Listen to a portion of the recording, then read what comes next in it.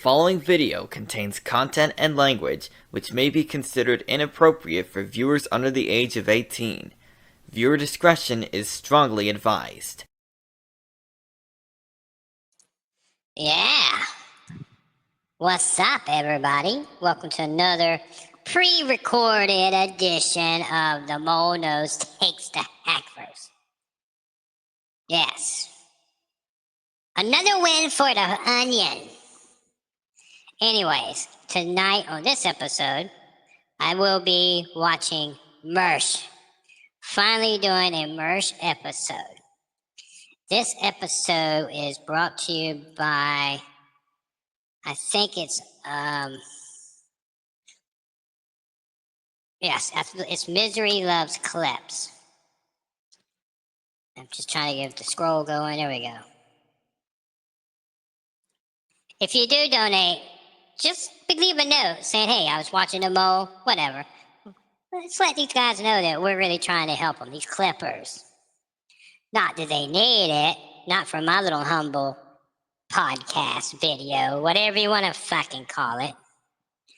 Anyways, let's get to the clip. Play the clip.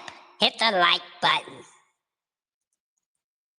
Yeah, I'll admit, I was driving Bobo around. I was trying to get on the show. I was trying to do the shit, and it just, they fucked me. Made me look like a fucking asshole. Hey. So, props to Bobo for at least correcting that fucking lying it's Stevie Lou. And now, you know what? Stevie Lou will never be mentioned on this program again. Fuck Kevin Brennan. Whoa, wait. Whoa. Shots fired. Let me, I have to check something out here real quick. I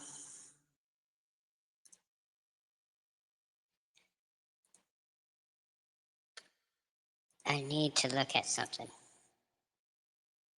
Wow, okay, so this is an older clip. I just wanted to make sure before I presented it something new. So this is about 4 months ago, but it caught my attention because it says MERSH versus Kevin Brennan and Stevie Lou. It's fuck Kevin Brennan for life. But Kevin Brennan actually has an audience and is notable. Stevie Lou's a fucking nobody. You know what you are, Stevie Lou? You're a...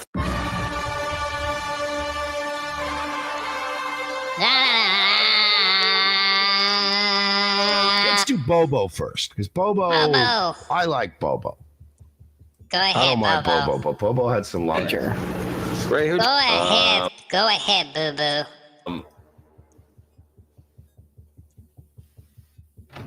So Bobo apparently, I haven't seen this clip yet, but it was I was tagged in it. Misery Loves Clips tagged me in it, and they're like, yeah, Bobo said MERSH chauffeured Bobo around. So, which I find odd because I hung out with Bobo one day my entire life, and he never saw my car. So I don't know how I would have chauffeured him around. But you mean to say it's another work, MERSH? Another work? Why do you comedians have to lie? Y'all can lie so fucking easy. It's nuts. It's crazy. Go ahead, MERSH. no, not the Bohemian Grove, the Brohemian Grove. What you like better? Oh, look at Ray's doing it. All right, let's all do it again. Come on. All right. I am the great Cornholia. What the fuck? Just what the fuck is this? That's what Kevin Brennan's thinking right now. He's looking at just look the look on his face. People watch this? What are they doing? All right, can we get to the meat? I like it. Joe Rogan has Trump on today. A little around a little bit before. Thank you very much, dude. Well, he was trying to get on O&A by driving Bobo? Because Bobo was like the man at Obade back then. He had no, but it was not O&A. That was already easy to get to by public transit. There was just other places I went to at the time that were. And MERSH would drive you. Yeah, exactly. But I remember a couple of years ago he had moved out of state. I forget where he's. Oh, so they're manipulating him. Okay, that makes sense. You know, all right. You know what? I honestly thought Bobo was lying about me. And Bobo legitimately is already going, well, no, we took public transportation and we went to a couple of gigs. Forrest Mommy said, why do they have pictures of me? Because they're fucking obsessed. That's why. It's been because I lost contact. He's in Florida now. Yeah, I think he's in Florida, but I forgot where it's. Tigger 7474. Bobo, do you have any fond stories of your former personal chauffeur, Mersh? Anything that comes to mind? Well, for one thing, he wasn't a chauffeur. He was. Thank you. Okay. These really, really buried the lead here.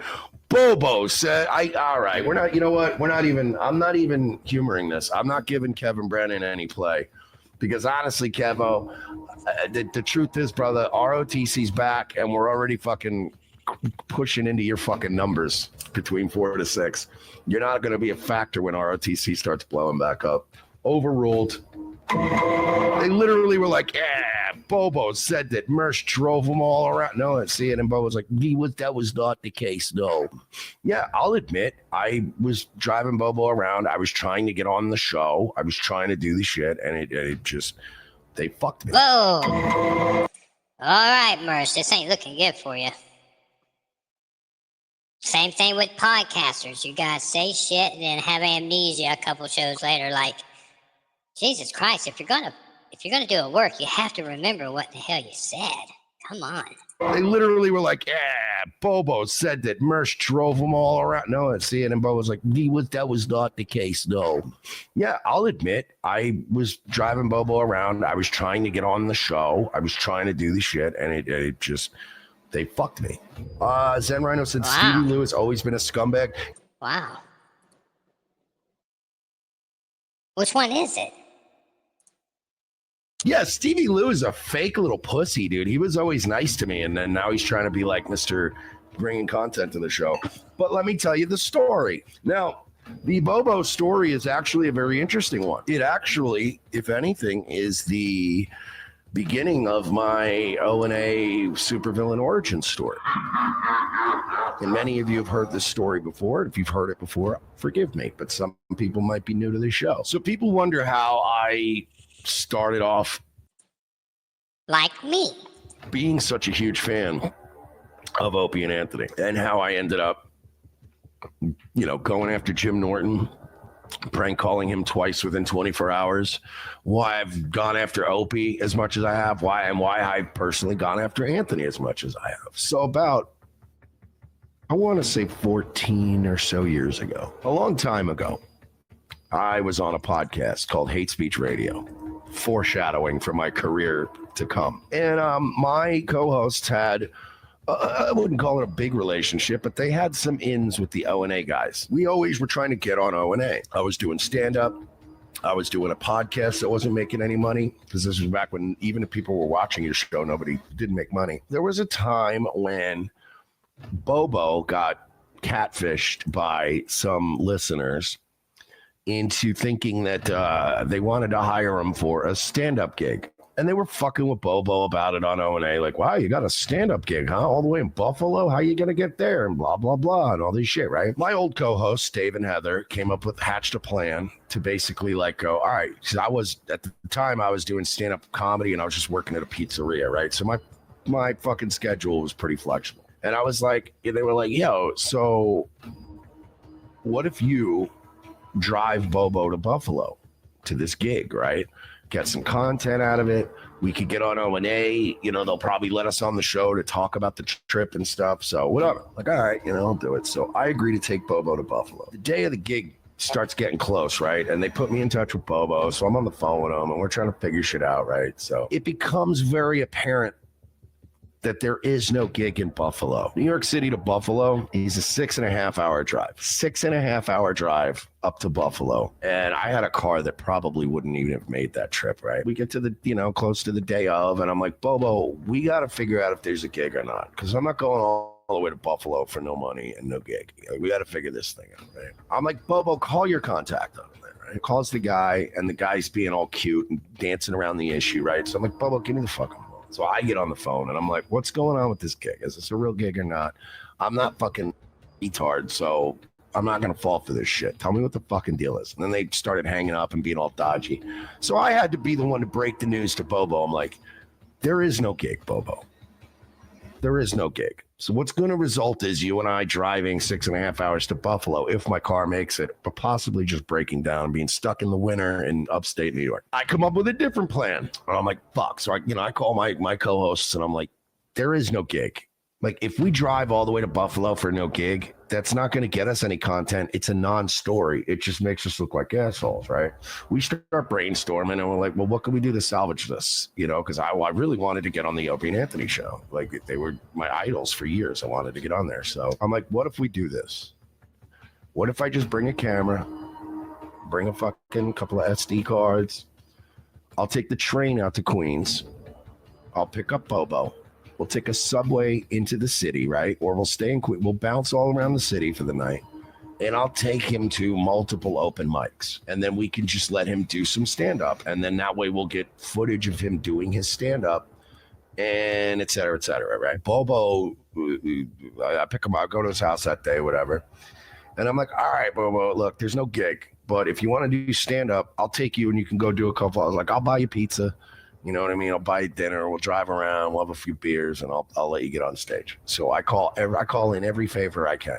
I even called Jordan Rock, who's Chris Rock's little brother. So I called Jordan Rock, and I'm like, yo, are there any open mics today? I took him to Village Underground. I think I took him to Stand Up New York, Broadway Comedy Club, and then one of these like dive bars. We got enough footage of him doing comedy. You know, took him to get pizza. All he did was talk about O&A and the fucking Mets the whole night. And then I dropped him home. The plan was that I was going to go to Sirius XM in the morning in the freezing cold, which was a miserable trek, but I made it. Took the train at like 4 a.m. to get to the city in time. Got in the Sirius XM building. They sign us in, whatever. I sit in the fucking hallway. There's like a hallway. The Opie and Anthony didn't even have a green room because this was Sirius XM. Right away, it was just weird, right? Because like Club Soda Kenny right away was like, who are you? And I'm like, I'm MERSH. I'm the guy that was with Bobo. I was the guy that did all the filming. I'm the guy that took him out. I'm the guy that got all the footage. They told me that I should be here today. I don't know, and he's like, all right, well, just wait here. This is where I pretty much was like, all right, these guys are fucking dead to me. We sit in the green room. I got there at like 5:30 in the morning to be there on time. We sat there till like 8 a.m, just dying. I'm like falling asleep. I can't leave. Every time I'd be like, hey, can I go have a cigarette? They'd be like, if you leave, you can't come back in. It's like they were just being shitty. And I'm like, all right. So I sat there for like hours, not smoking, not doing anything, right? So like 8 o'clock comes around and they're like, yeah, we still have Bobo. Bobo had his like stand-up stuff. Did we want to get to that? And because you're listening in the hallway. And they're like, yeah, let's get with Bobo, blah, blah, blah. And they're like, all right, Bobo, you go in there, blah, blah, blah. So I get up, stand up with Bobo and everything. And, Kenny, no, not you, just Bobo. And I'm like, but it's my footage. What do you mean? It's my footage. Why am I not getting in? And he's like, just wait here, blah, blah, blah. Right. So, I forgot to tell you before that, I got screamed at by Kenny. We were sitting in the hallway with the people that were going to be guests that day. An intern comes around. He's like, what do you want? I'm like, what do you mean? What do I want? He's like, what do you want for breakfast? And I'm like, oh, how nice. He's like, yeah, we're doing a breakfast order. What do you want? And I'm like, oh, sweet, man. Could I just get like a sausage, egg, and cheese on a bagel and like a coffee? That'd be awesome, man. Thank you so much. Food comes. We're sitting there, whatever. It's me and Bobo and some other guy. We're sitting in the hallway, and the breakfast order comes. Intern comes over, nice kid. I don't remember which intern it was, but nice kid comes over and he gives me my bagel, gives me my coffee, whatever. And we're just sitting there having a little breakfast real quick. Club Soda Kenny comes over. What the hell is this? I'm like, what is what? He's like, what is that? And I'm like, sausage, egg, and cheese on an everything bagel and a coffee. And he's like, who told you you could have breakfast? And I was like, I don't want to get anybody in trouble. The kid came over and said, like, what did we want for breakfast? I would have said, wait a minute, what did he say? He said, hold on. I don't want breakfast and everything bagel and a coffee. And he's like, who told you you could have breakfast? Oh, okay. So I would have. This is the difference between like me and say MERSH, I guess, because I would have said, "Who told me I can have breakfast? None of your fucking business, you motherfucker, you. What are they gonna do? Throw me out, bitch? I'm driving. Throw me out." I said, "Yeah." The man asked me if I wanted breakfast. I thought that was nice. I said yes. And now you got a fucking problem with it? Fuck you. What are you gonna do? Jump on me and beat me up and you know they got cameras in them fucking hallways. Bitch, you going to jail. What are they gonna do? You must leave? See ya. Because by this point in MERSH's story, he should have been dipped the fuck out.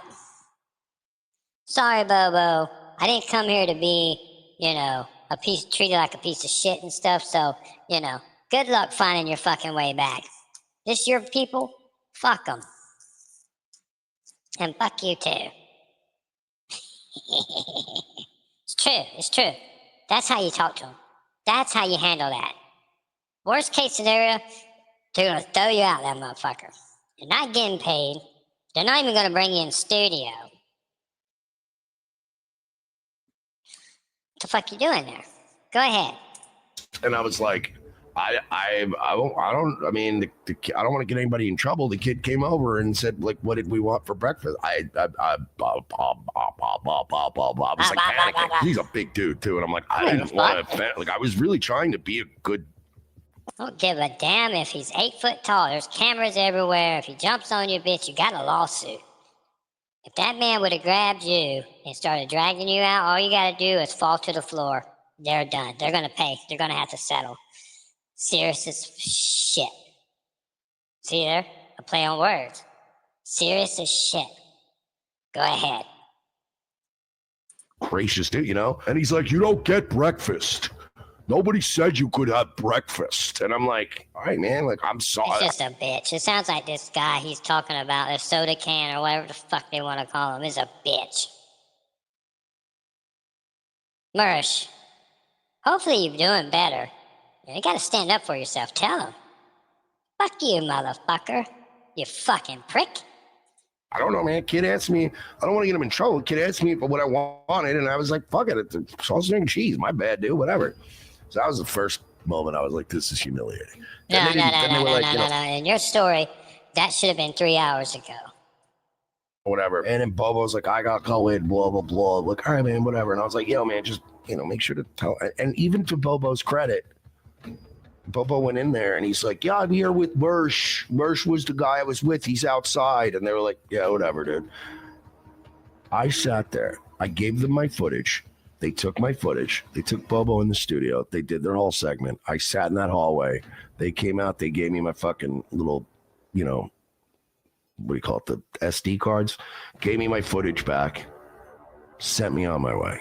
And I promised myself that day forward. That was actually not only changed how I feel about Opie and Anthony, but it changed. It absolutely forever permanently altered how I deal with every situation like this in life. I don't give a fuck when I meet somebody it's famous. I don't give a fuck if somebody was a big influence. I'm like, from that day forth, I'm like, I'm never gonna give the, be this excited. Fuck that shit. Good. So from that day forward, and that was good. At least you learned your lesson. When Sam Roberts low key called me an open micer on camera, on mic, and I'm fuck sucker.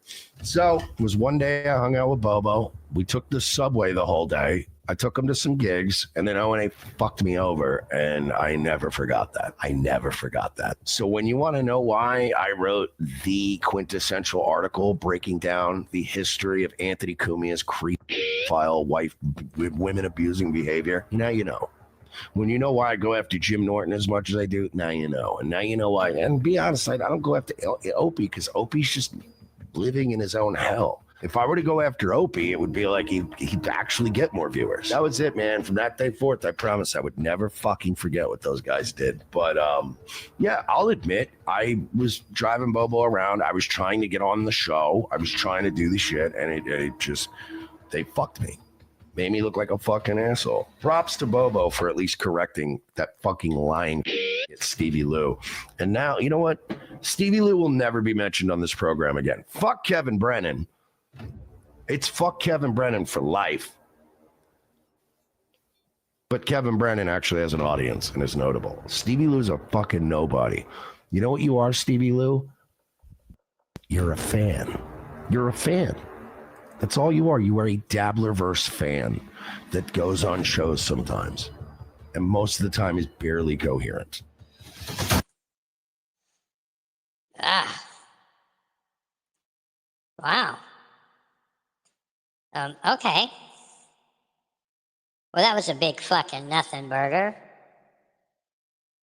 Anyways, I'm gonna go ahead and we're gonna go ahead and post this episode. Not much to review. Yeah. Just glad you grew a backbone, Mersh. You know, it's crazy. You should have from the fucking start told them motherfuckers, no, I'm not doing this. And why do I got breakfast? Because the motherfucking bitch asked me. That's why. You asked, now you know. Now, am I going in that motherfucking studio or not? Because if not, I'm gonna get the fuck up out of here, okay? And fuck you. Fuck Bobo. Give me my fucking footage. I'm out. If he talked like that, I guarantee you they would have said, whoa, wait. This guy means business. Let's go ahead and bring him in the studio. Or they would have said, okay, well, here you go. Fuck off. Fuck you. Either way, you would have won. You would have won. Either way. No matter how that went. And if you were smart, you'd have some camera rolling of you going off on them. Because that would damn sure get you some views and probably get you back into the studio. Because you're going to say, wait a minute, we got to have this motherfucker that was throwing chairs and shit on our show. There you go. You know I'm right. If you would have said, listen, give me my fucking footage, give me my shit, and I'll leave if I'm not going in the studio. Well, they say they don't want you in the studio. Okay, give me my shit back. See ya, Bobo. I'm out. I tell you what, either you give me my footage back or I'm gonna start breaking shit off in here. They would have said, you know what, get this crazy dude in here. Or they're gonna say, you know what, if they seen the security footage of you busting some shit up in there, slinging office chairs, busting some fucking vases, tearing the fake wall art off the wall, something. Because you need to be compensated for your time. They just said, okay, and we need to get this dude in the fucking studio and just find out what the fuck's really going on with him. Another beta. Another fucking beta.